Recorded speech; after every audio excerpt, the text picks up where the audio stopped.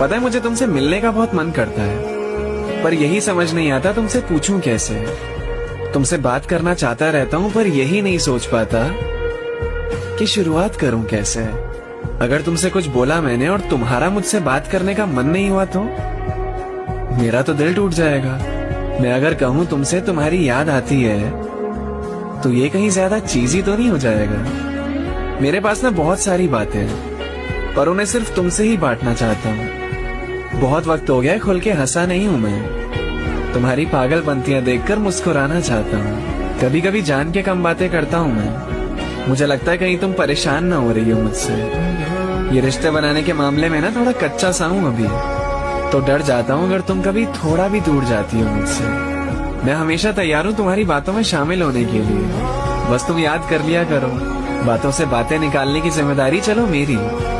बस तुम शुरुआत कर लिया करो।